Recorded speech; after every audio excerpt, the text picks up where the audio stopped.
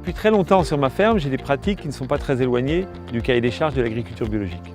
Il y a 6 ans, j'ai donc choisi de franchir le pas pour apporter une différenciation à mon lait et une plus-value au lait que je vends à la laiterie.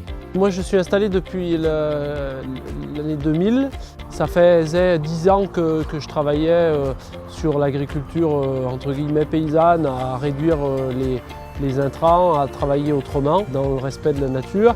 Et puis la crise laitière de 2009 m'a décidé à prendre le label bio. J'ai toujours fait du bio, oui. Parce que je me suis installée sur une ferme qui était déjà en bio, celle de mes parents. C'est un cheminement personnel qui est devenu un cheminement professionnel. Ce que je préfère dans mon travail, c'est le contact avec les animaux et aussi cette période de l'année là où les vaches sont au champ. On sent que tout le monde est heureux, les vaches et l'éleveur. Le bio m'aide à être passionné de mon métier parce qu'il faut respecter la nature, il faut être plus à l'écoute des animaux, de la terre, de tout ce qui se passe autour. Ce qui me plaît dans mon métier, c'est la diversité. C'est de produire du lait, c'est d'abord l'élevage de vaches laitières, aussi l'entretien des cultures, le travail dans les champs, le contact avec les consommateurs, et puis le travail au contact de la nature au quotidien.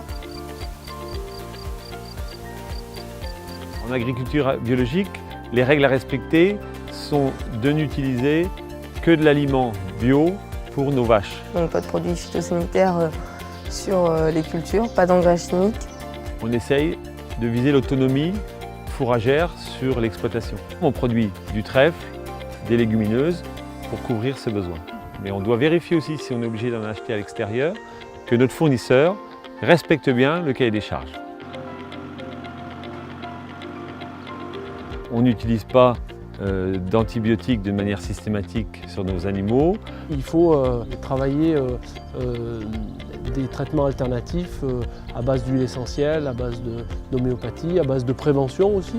On a une production par vache qui est un peu inférieure à l'agriculture traditionnelle, ce qui fait que nos animaux sont aussi un peu plus résistants et nécessitent moins d'intervention particulière. Le bien-être animal, c'est essentiel. Je veux dire, les animaux, on travaille avec eux tous les jours. Et si nos vaches sont bien, nous, on va bien aussi, je dirais en général. Qui dit bien-être animal dit bonne production et bonne rentabilité des animaux. Pour faire du bon lait, il faut aussi faire attention à nos animaux, qu'ils aient accès au pâturage, qu'ils soient bien dans leur bâtiment, qu'ils aient des accès extérieurs pour voir le soleil. Sur mon exploitation, les vaches sont à l'extérieur au pâturage 10 mois dans l'année.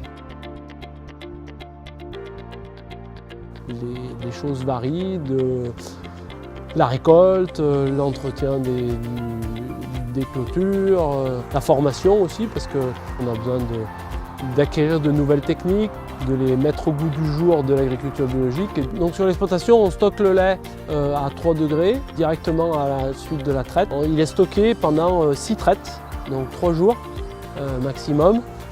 Et tous les 3 jours, le laitier vient collecter le lait et l'emmène à l'usine de transformation.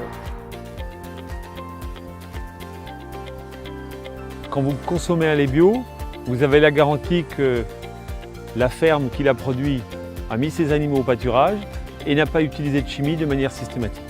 Qui dit agriculture biologique dit certification, donc respect d'un cahier des charges. 2 fois par an, on a la visite d'un certificateur qui vient sur l'exploitation, qui vérifie tous les documents, s'ils sont bien en accord avec le cahier des charges d'agriculture biologique.